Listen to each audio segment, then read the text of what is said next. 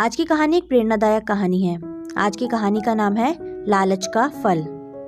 किसी नगर में हरिदत्त नाम का एक ब्राह्मण रहता था। उसकी खेती साधारण ही थी, अतः अधिकांश समय वह खाली ही रहता था।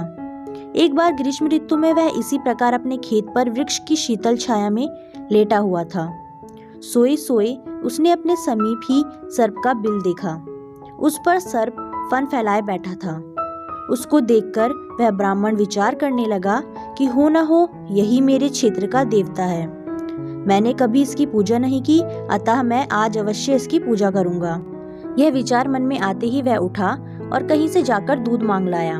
उसने एक मिट्टी के बर्तन में रखा और बिल के समीप जाकर बोला, हे क्षेत्रपाल, आज तक मुझे आपके विषय में मालूम नहीं था, इसलिए मैं किसी प्रकार की पूजा अर्चना नहीं कर पाया। आप मेरे इस अपराध को क्षमा कर मुझ पर कृपा कीजिए और मुझे धन धान्य से समृद्ध कीजिए। इस प्रकार प्रार्थना करके उसने उस दूध को वहीं पर रख दिया और फिर अपने घर को लौट गया।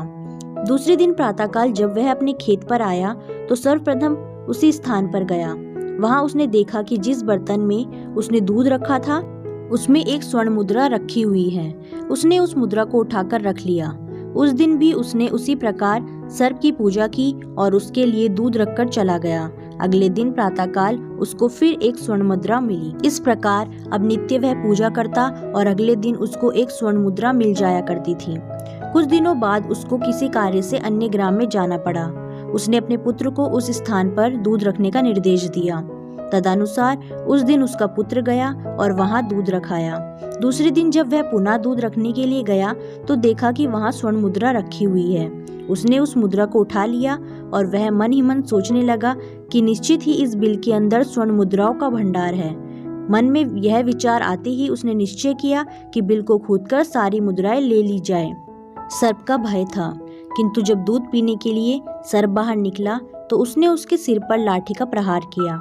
इससे सर्प तो मरा नहीं और इस प्रकार से क्रुद्ध होकर उसने ब्राह्मण पुत्र को अपने विष भरे दांतों से काटा कि उसकी तत्काल मृत्यु हो गई। उसके संबंधियों ने उस लड़के को वहीं उसी खेत पर जला दिया।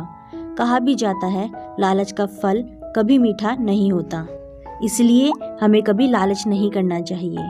तो आज की ये कहानी आपको कैसी लगी या आप हमें कमेंट बॉक्स में ज़रूर बताएं और ऐसे इंटरेस्टिंग कहानियों के लिए हमारे चैनल को सब्सक्राइब करें, साथ ही वीडियो को लाइक और शेयर ज़रूर करें। Thanks for watching.